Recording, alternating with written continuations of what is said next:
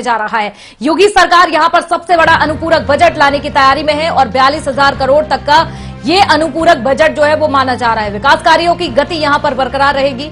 रखने के लिए यहां पर फंड की कमी जो है वो योगी सरकार की ओर से नहीं होगी।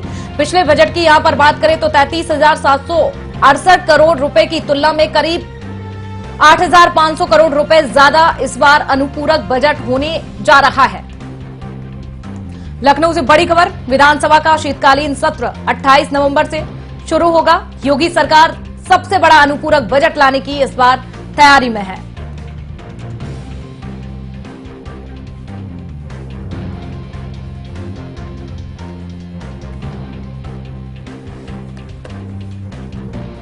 तो यूपी से बड़ी खबर, विधानसभा का शीतकालीन सत्र 28 नवंबर से शुरू होने जा रहा है। योगी सरकार इस बार सबसे बड़ा अनुपूरक बजट लाने की तैयारी में है। विकास कार्यों की गति बरकरार रखने के लिए इस बार फंड में किसी भी तरह से कमी नहीं होगी। यूपी सरकार की ओर से 28 नवंबर से ये शीतकालीन सत्र जो है वो शुरू होगा।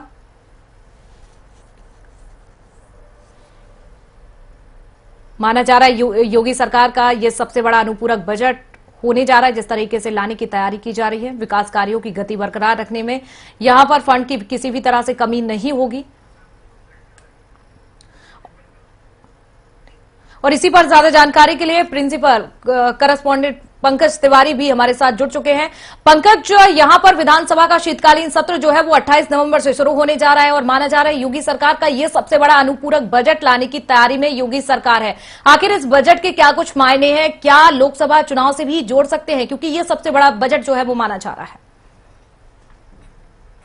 28 नवंबर से यूपी में जो है कि शीतकालीन सत्र की शुरुआत हो रही है और सरकार अनुपूरक बजट लाने की तैयारी में है। और खास बात यह है कि 42,000 करोड़ का अनुपूरक बजट लाया जा सकता है। और पिछले बजट को अगर जो देखा जाए तो उससे 85 जो है कि 100 करोड़ ज्यादा बजट ये है। और कहीं न कहीं जो विकास कार्यों की जो योजना को एक गति दी जा रही है यूपी में कि जो विकास कार्य चल रहे हैं वो कहीं प्रभावित ना हो और ये अनवरत चलते जाए, क्योंकि जिस हिसाब से टीम योगी 2.0 कार्यकाल में विकास योजनाओं को और स्पीड दे रही है और भार दे रही है, उसमें ये इस बजट के काफी खासी मायने हैं। और आने वाले वक्त में क्योंकि लोकसभा चुनाव है तो ऐसे में जो अनुपूरक बजट होगा वो इन सब चीजों को भी ध्यान में रखा जाएगा, ताकि जो विकास कार्य है वो जमीनी हकीकत पे दिखाई दे और जो चुनावी समीकरण है वो भी साधा जा सके।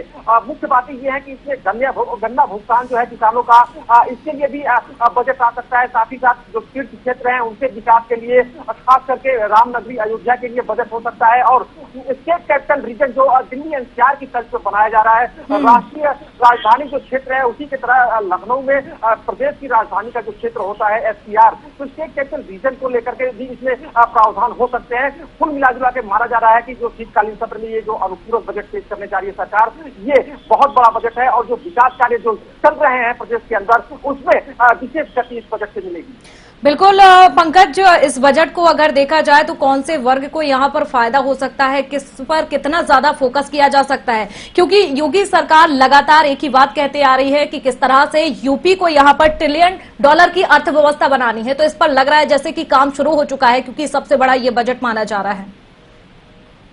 देखिए, चूंकि इस बजट में जो गन्ना किसानों के जो भुगतान के लिए जो विशेष व्यवस्था की बात की गई है, कहीं न कहीं जो किसान है उनको उनके फेवर में ये जा रहा है और उनको कहीं न कहीं अपने तरफ आकर्षित करने की कोशिश की जा रही है। वहीं सबसे ज्यादा जो पर्यटन और टूरिज्म को लेकर के यूपी सरकार का फोकस रहा है, उस क्षेत्र में सिर्फ विकास के क्षेत्र में जो बजट दिया जा रहा है, रामनगरी अयोध्या के लिए जो बजट दिया जा रहा है, इससे काफी फायदा होने वाला है। साथ ही साथ जो विकास की योजनाएं हैं और जो बजट इसमें अलग से दिया जाएगा पूरक बजट के तौर पे, वो विकास कहीं न कहीं लेकर के भाजपा की सरकार 2024 लोकसभा चुनाव में भी उतरेगी। और जो प्रदेश में जो विकास कार्य हैं इनको जनता तक गिनाने में इसका काफी अहम योगदान हो सकता है। तो ये तमाम जो चीजें हैं इन सब चीजों को लेकर के, और दूसरी बात आपको बताएं, जो शुरुआती दौर से योगी सरकार कहती आई है कि स्टेट कैपिटल रीजन का निर्माण होगा और लखनऊ और आसपास के जो इलाके हैं उनका सर्वे भी किया गया है। तो एक तरह से देखा जाए तो ये अपने आप में बहुत बड़ी बात होगी कि स्टेट कैपिटल रीजन का अगर जो निर्माण हो रहा है तो प्रदेश के विकास में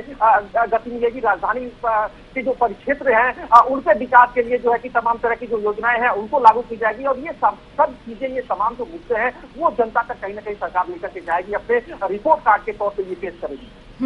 बिल्कुल पंकज, और भी जानकारी यहां पर आपसे लेंगे। तो विकास कार्यों की गति के लिए ये योगी सरकार का सबसे बड़ा अनुपूरक बजट माना जा रहा है, जो कि 28 नवंबर से शीतकालीन सत्र शुरू होने जा रहा है। यूपी से बड़ी खबर, योगी सरकार का सबसे बड़ा अनुपूरक बजट जो है वो पेश होगा। चले इसी बीच रुक कर लेते एक और बड़ी खबर का, लखनऊ से बड़ी खबर, जहां पर सीएम की सख्ती के बाद